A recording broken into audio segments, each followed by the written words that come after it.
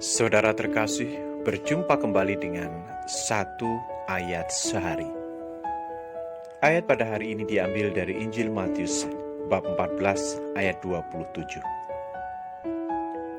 Tetapi segera Yesus berkata kepada mereka, "Tenanglah, aku ini, jangan takut."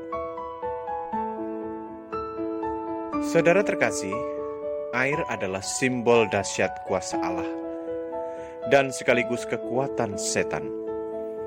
Di satu sisi, air adalah lambang rahmat yang tercurah, lambang pembersihan, lambang penyucian, dan pemurnian.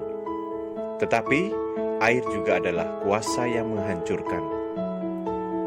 Bahkan dalam tradisi Timur Tengah, air adalah tempat tinggal roh jahat, kuasa kegelapan yang memiliki efek mengancam, merusak, dan menghancurkan. Ingatlah dengan kisah air bah, kisah Laut Merah yang memporak-porandakan pasukan Mesir, dan kisah kapal yang ditumpangi Nabi Yunus yang diombang-ambingkan oleh air laut, dan kisah para murid yang hari ini ketakutan karena mereka diterjang oleh gelombang laut yang besar. Di atas perahu yang diombang-ambingkan oleh air laut, para murid Yesus ketakutan, panik, saling tidak percaya, kehilangan arah, dan bahkan kehilangan rasa percaya diri. Para murid takut mati, dan dengan jelas mempertontonkan kelemahan mereka sebagai manusia, dan memohon pertolongan Tuhan. Saudara bisa membayangkan bagaimana situasi di atas perahu di tengah laut yang gelap, dingin, dan diterjang dengan gelombang yang besar. Lalu tiba-tiba Tuhan Yesus datang. Tentu saja para murid kaget, panik, dan berpikir, bagaimana mungkin ada manusia yang berjalan di atas air? Tetapi di tengah situasi laut yang sedang bergelombang, Yesus berkata, "Tenanglah, aku ini, jangan takut." Saudara mungkin masih mengingat masa kecil, ketika tiba-tiba mati lampu dan kamar gelap gulita, lalu terdengar suara ibu atau ayah, "Tenang nak, ada ayah, ada ibu di sini, jangan takut."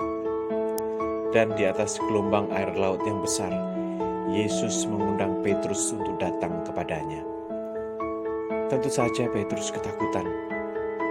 Dia tidak percaya, tetapi ia memberanikan diri karena kata-kata Yesus. Dan akhirnya Petrus berjalan di atas air laut yang bergelombang mendekati Yesus. Saudara, keluar dari perahu seperti Petrus bukanlah hal mudah.